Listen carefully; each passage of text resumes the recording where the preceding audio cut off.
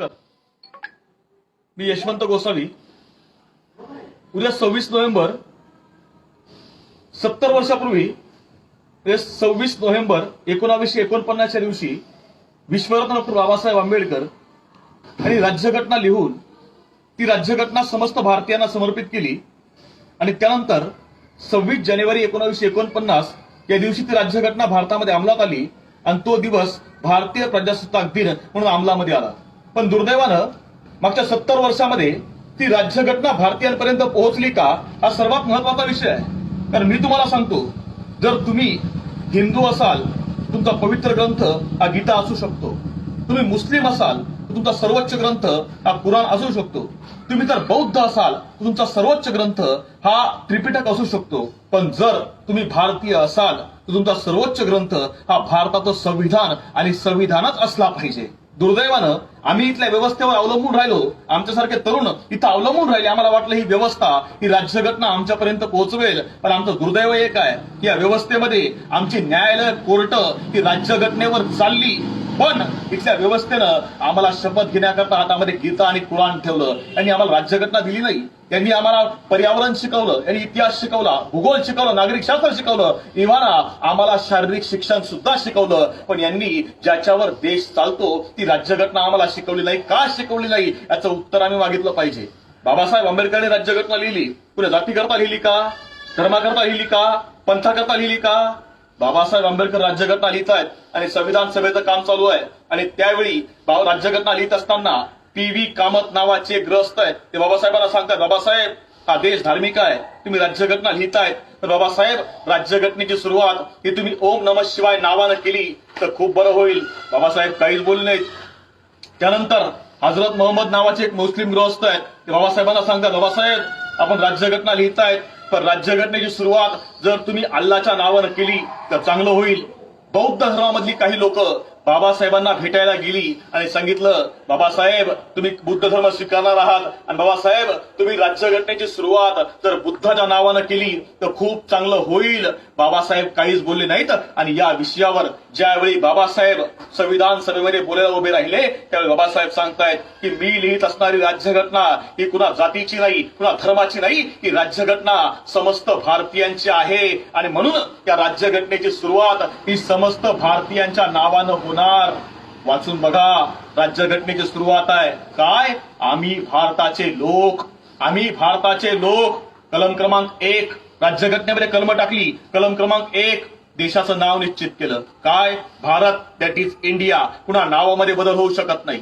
कलम क्रमांक 2, 3 नवीन राज्यांची निर्मिती केली. कलम क्रमांक 13 या मातीमध्ये आम्हाला 19 अभिव्यक्ती स्वातंत्र्य दिलं. कलम क्रमांक 23 वेठबिगारी थांबवली. 24 बालमजुरी संपवली. कलम क्रमांक 25 धर्मचिकित्सेचा अधिकार दिला.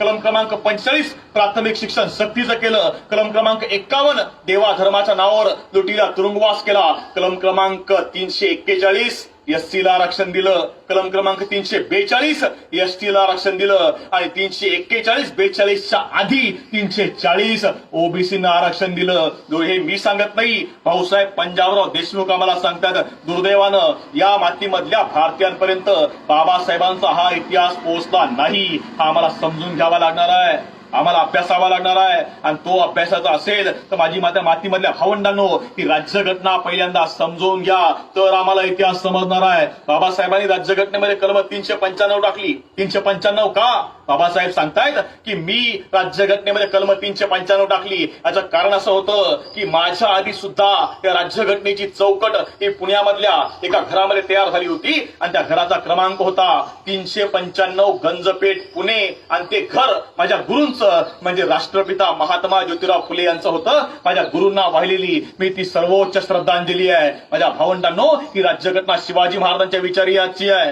राज्यघटनेमध्ये काय आहे? छत्रपती शिवाजी महाराजांचं स्वराज्य राज्यघटनेमध्ये आहे. महात्मा फुलेंची समता राज्यघटनेमध्ये आहे. शाहू महाराजांचं आरक्षण राज्यघटनेमध्ये आहे. आमच्या शहाजी महाराजांचा, महात्मा कबीरांचा विचार, जगद्गुरु तुकोबारायांचा विचार हा राज्यघटनेमध्ये आहे आणि त्यामुळे येणाऱ्या काळामध्ये आमच्या प्रत्येक माणसापर्यंत, आमच्या प्रत्येक भावंडापर्यंत ही राज्यघटना आम्हाला स्वीकारायची आहे, सांगायची आहे. आणि सर्वात महत्वाची गोष्ट, अनेक लोक विचारतात राज्यघटना एकट्या बाबासाहेब आंबेडकरांनी लिहिली का? अनेकांनी लिहिली होती. त्याचं उत्तर असं आहे की राज्यघटना एकट्या बाबासाहेबांनीच लिहिली. हे मी सांगत नाही, इतिहास सांगतो.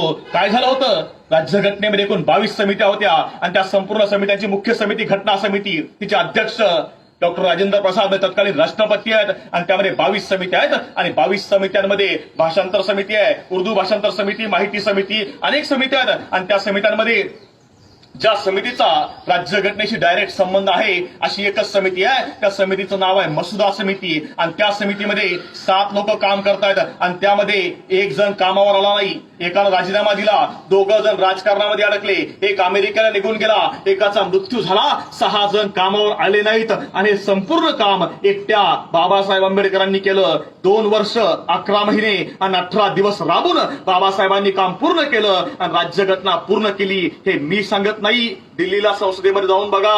संसदेमध्ये सेंट्रल हॉल आहे आणि त्या हॉलमध्ये एक फोटो आहे, ज्या फोटोला साक्षी म्हणून भारताच्या सर्वोच्च न्यायालयाच्या न्यायमूर्तींचा हे शपथविधी होतो, पंतप्रधानांचा शपथविधी होतो. त्या हॉलमध्ये एक फोटो लावलाय. तो फोटो असा आहे की एका बाजूला भारताचे तत्कालीन राष्ट्रपती राजेंद्र प्रसाद, तत्कालीन पंतप्रधान पंडित जवाहरलाल नेहरू आणि त्यांचं अख्खं मंत्रिमंडळ उभं आहे आणि दुसऱ्या बाजूला एक माणूस आपल्या हातामधली राज्यघटना समस्त मंत्रिमंडळाकडे सुपूर्द करतोय आणि त्या एकट्या माणसाचं नाव आहे डॉक्टर बाबासाहेब आंबेडकर. राज्यघटना लिहिली एकट्याने, म्हणून दिली एकट्याने. हे मी सांगत नाही, इतिहास सांगतो. आणि म्हणून माझ्या भावंडांनो, राज्यघटना ही तुमची आमची आहे, वाचावी लागेल, अभ्यासावी लागेल.